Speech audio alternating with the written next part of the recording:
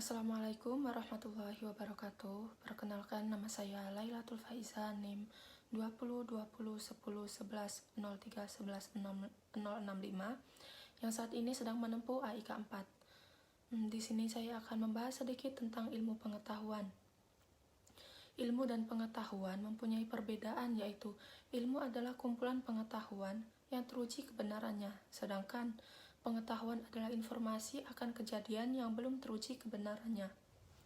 Pengetahuan sendiri memiliki jangkauan yang sempit, karena dalam pengetahuan kita hanya tahu saja tanpa mengerti bagaimana dan mengapa sesuatu itu terjadi. Sedangkan ilmu memiliki jangkauan yang lebih luas karena ilmu menguji dan juga meneliti segala sesuatu.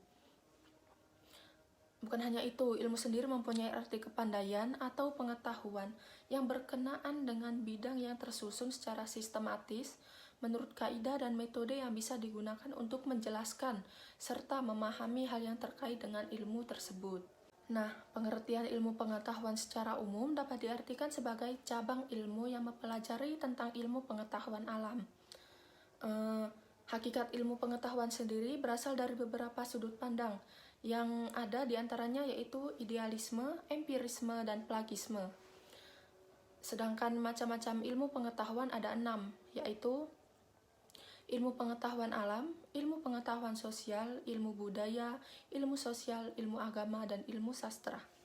Nah, dalam perspektif Islam, ilmu sangatlah penting karena ada beberapa hal yang mendasari mengapa ilmu tersebut sangat penting.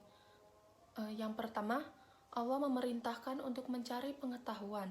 Yang kedua, ilmu pengetahuan sangat dihormati dalam Islam. Yang ketiga, ilmu pengetahuan membebaskan manusia dari kebodohan. Yang keempat, ilmu pengetahuan melahirkan pemimpin yang baik karena adanya ilmu pengetahuan.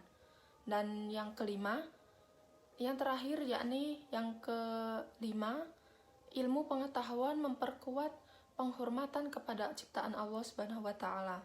Menuntut ilmu sendiri tidak hanya sebatas pada hal-hal keakhiratan saja, tetapi juga tentang keduniaan.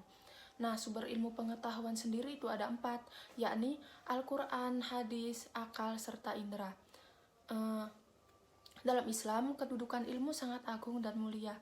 Seseorang yang berilmu harus memiliki adab dan bisa bersikap tepat dalam menyikapi segala sesuatu. Selanjutnya yakni sumber ilmu pengetahuan. Nah, sumber pengetahuan sendiri ini ada 3, diantaranya yaitu Al-Quran.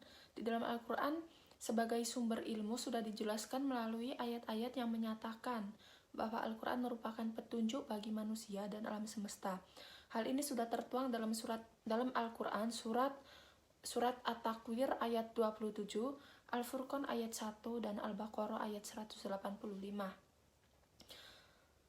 Al-Quran juga merupakan dasar universal yang menjelaskan segala sesuatu karena dia disifati zat yang menurunkannya, yaitu Rabb semesta alam. Yang kedua, hadis. Hadis sebagai sumber ilmu pengetahuan yang kedua. Hadis atau sunnah telah menjadi faktor pendukung utama kemajuan ilmu pendidikan. Banyak hadis yang berbicara tentang ilmu, terutama ilmu pengetahuan. Landasan hadis sebagai sumber ilmu adalah Quran Surat An-Najm ayat 3-4 yang artinya tiadalah yang diucapkan itu menurut kemauan dan hawa nafsunya. Ucapannya itu tiada lain hanyalah wahyu yang diwahyukan kepadanya. Yang ketiga yakni akal. Nah, akal memiliki fungsi kognisi dan afeksi karena keduanya mampu melakukan aktivitas berpikir sekaligus merasa. Dan yang keempat, yang terakhir yakni adalah indera.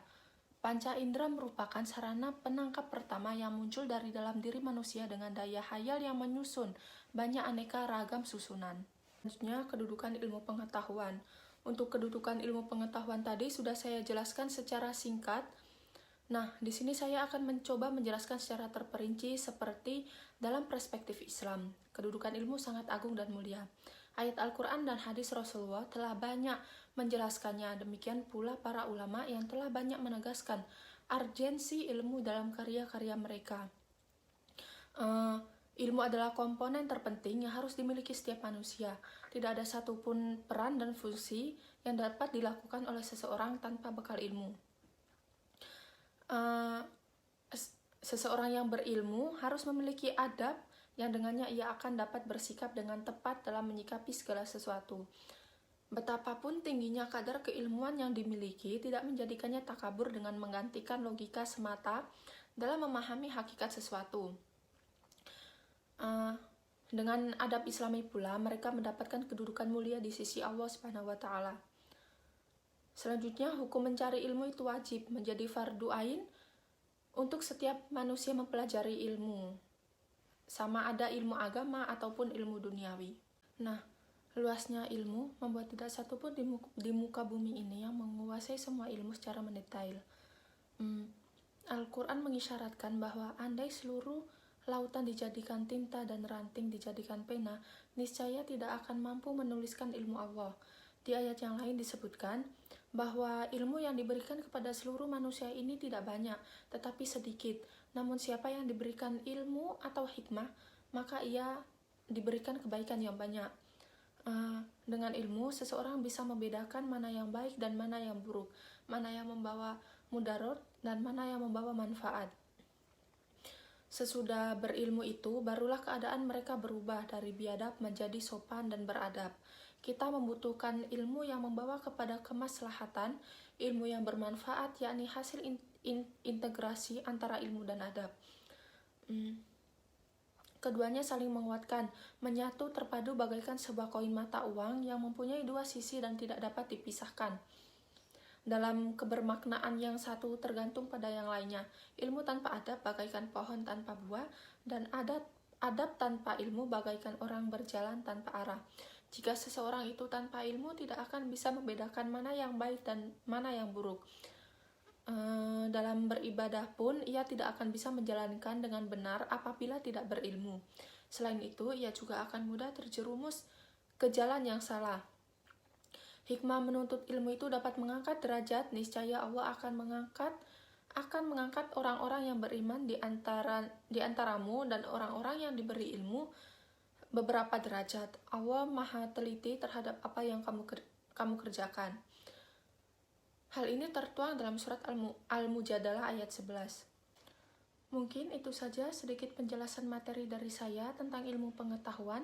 Apabila ada salah kata, kurang lebihnya mohon dimaafkan. Wassalamualaikum warahmatullahi wabarakatuh.